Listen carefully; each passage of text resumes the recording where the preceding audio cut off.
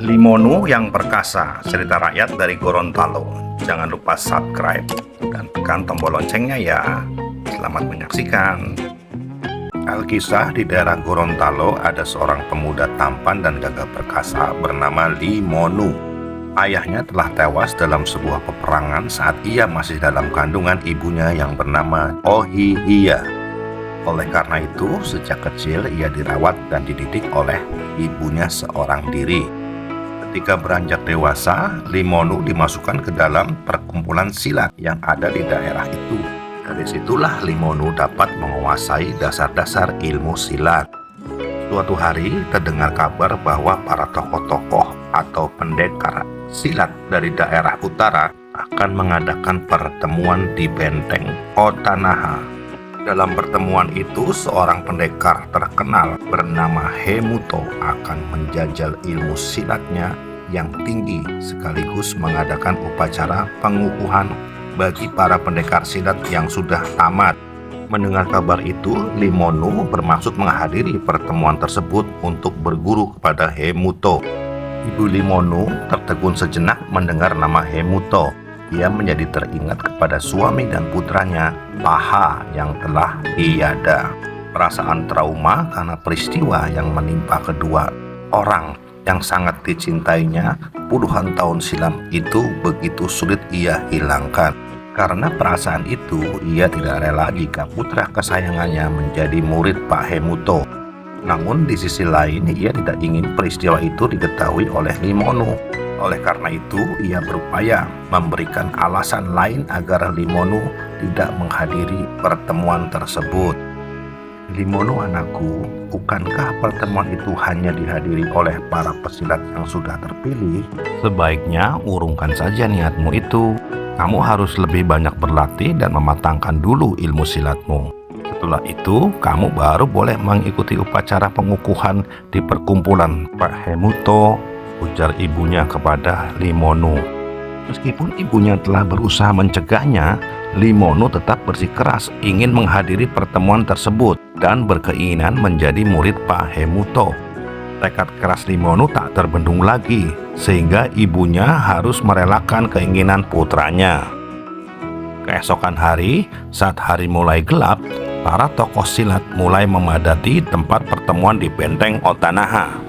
Sementara itu, Limonu yang baru datang pada saat pertemuan akan dimulai langsung masuk ke ruang pertemuan untuk mencari duduk di sebelah saudara seperguruannya.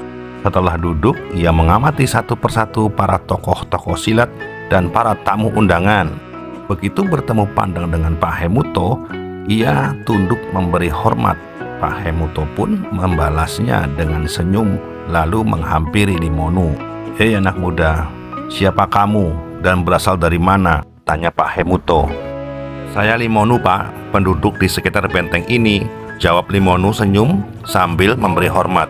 "Oh ya Limonu, kalau boleh saya tahu, apa maksudmu datang ke acara ini tanpa diundang?" Pak Hemuto kembali bertanya.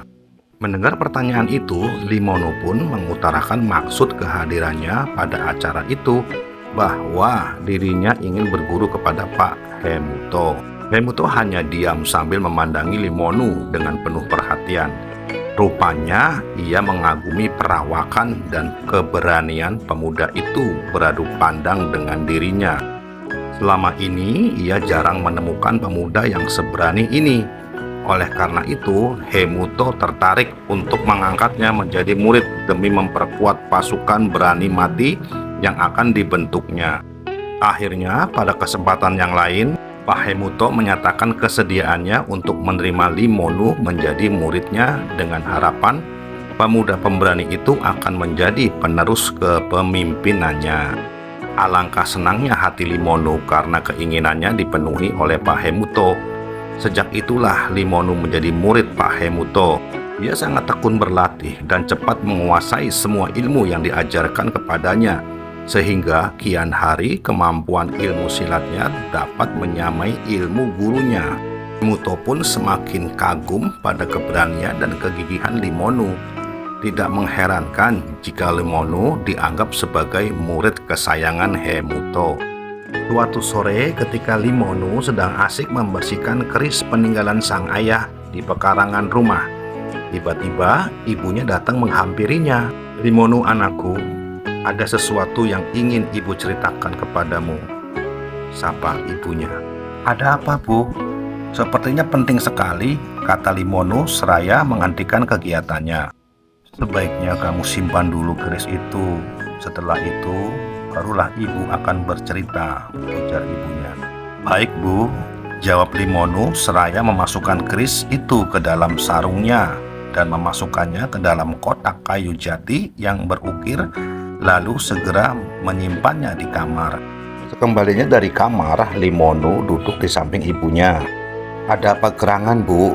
Ceritakanlah." "Limonu siap mendengarnya," kata Limonu.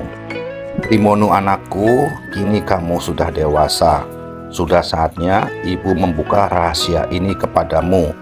Ibu sudah tidak kuat lagi memikul beban yang berat ini," ungkapnya. "Rahasia apa, Bu?" tanya Limonu semakin penasaran. Ibunya pun menceritakan semua perihal ayah Limonu, mulai dari kedudukannya sebagai penguasa di negeri itu hingga keinginannya menjadi raja di dua wilayah daratan, yaitu daratan barat dan daratan utara. "Saat kamu masih dalam kandungan ibu, ayahmu adalah penguasa negeri ini. Suatu ketika ayahmu ingin menguasai daerah daratan utara yang berada di bawah kekuasaan Hemuto. Ibu sudah menasehatinya, namun ayahmu tidak mau mengurungkan niatnya, sehingga terjadilah peperangan antara pasukan daratan barat dan daratan utara. Dalam pertempuran itu, ayahmu gugur dan menyusul kemudian kakakmu, Paha, yang pada saat itu sebagai pimpinan pasukan berani mati, jelas ibu Limonu." "Lalu, siapa pembunuh ayah dan kakak Paha, Bu?" tanya Limonu penasaran. Ibunya menghela nafas panjang. Baginya sungguh berat untuk memberitahukan hal itu kepada putra kesayangannya. "Katakanlah, Bu, siapa pembunuh ayah dan kakak Paha sebenarnya?" "Limonu siap menuntut balas atas kematian mereka," desak Limonu. Akhirnya ibunya pun memberitahukan bahwa orang yang telah membunuh ayah dan kakak Limonu adalah Pak Hemuto, yang pada saat itu sebagai pimpinan pasukan daratan utara. "Apa, Bu? Pak Hemuto?" Limonu terkejut. "Ah, tidak mungkin, Bu. Tidak mungkin guru Hemuto yang melakukannya. Ia begitu baik dan telah menurunkan ilmu silatnya kepadaku." "Tapi begitulah kenyataannya, anakku," kata ibunya. Limonu benar-benar tidak percaya terhadap peristiwa yang telah menimpa keluarganya. Di hatinya bertarung antara kewajiban membalas kematian ayah dan kakaknya dan kewajiban berbakti kepada gurunya. Bagi Limonu, kenyataan itu merupakan sebuah pilihan hidup yang sangat sulit untuk ditetapkan. Setelah lama merenung, akhirnya ia memutuskan untuk tetap menuntut balas, walaupun harus berhadapan dengan gurunya sendiri. Limonu seorang pemuda yang cerdik dan bijaksana. Ia akan menuntut balas atas kematian ayahnya dengan caranya sendiri, tanpa harus durhaka terhadap gurunya. Ia hanya ingin hidup damai bersama dengan penduduk di sekitarnya dan sekaligus membela orang-orang yang lemah. Dengan dalih inilah Limonu kemudian membentuk pasukan berani mati dan melatihnya jurus-jurus silat tingkat tinggi. Limonu mengadakan pertemuan dengan para tokoh dan guru silat, termasuk gurunya Hemuto, untuk memperkenalkan pasukannya. Pada pertemuan itu, ia bermaksud menanyakan langsung perihal kematian ayahnya kepada Pak Hemuto. Ketika sampai gilirannya melaporkan mengenai keberadaan pasukannya, pada saat itu pula Limonu mengajukan sesuatu pertanyaan yang harus dijawab sendiri oleh Pak Hemuto. "Guru, seandainya seorang ayah gugur dalam pertempuran merebut kekuasaan, apakah seorang anak boleh meneruskan pertarungan demi membalas kematian ayahnya?" tanya Limonu. Hemuto tersentak kaget. Kini ia menyadari bahwa ternyata Limonu adalah putra Raja Naha yang hendak menuntut balas atas kematian ayahnya. Karena tidak ingin dipermalukan oleh muridnya di hadapan orang banyak, Hemuto menjawab, "Kalau aku katakan ya, apa rencana?" Akhirnya Limonu menantang gurunya untuk melaksanakan pertarungan itu. Tapi sebelum pertarungan itu dimulai, ia mengajukan dua pilihan kepada gurunya, yaitu pertama mengadakan pertarungan tersebut dengan syarat pemenangnya berhak menguasai dua daratan tersebut. Pilihan yang kedua adalah Pak Hemuto harus menyerahkan wilayah kekuasaannya kepada Limonu tanpa harus berperang. Penyerahan kekuasaan itu dianggap oleh Limonu sebagai penebus kematian ayah dan kakaknya.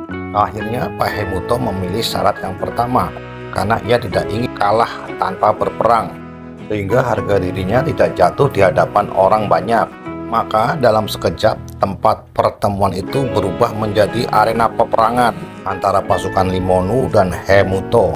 Dalam pertempuran itu, Hemuto dan pasukannya terdesak dan melarikan diri. Namun peperangan tersebut tidak berakhir sampai di sini. Suatu ketika Hemuto dan pasukannya kembali menyerang dan mengepung benteng Otanaha, tempat pertahanan Limonu dan pasukannya. Namun dengan siasat cerdiknya, Limonu dan pasukannya menggulingkan bebatuan besar dari puncak bukit disertai lemparan batu kepada pasukan Hemuto. Peristiwa pelemparan batu tersebut dalam bahasa Gorontalo disebut Modebenga Botu.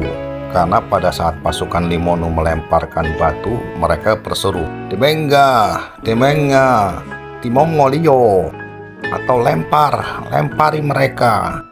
Pada peristiwa tersebut, banyak pasukan Hemuto yang tewas dan sebagian yang lain lari tunggang langgang karena dikejar sambil dilempari batu oleh pasukan Limonu sampai ke utara.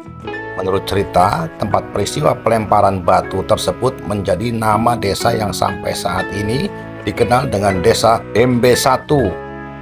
Sementara itu, tempat berakhirnya pelemparan batu yang dilakukan oleh pasukan Limonu di daerah utara disebut dengan Desa Dembe 2 karena dikejar sambil dilempari batu oleh pasukan Limonu sampai ke utara. Menurut cerita, tempat peristiwa pelemparan batu tersebut menjadi nama desa yang sampai saat ini dikenal dengan Desa Dembe 1.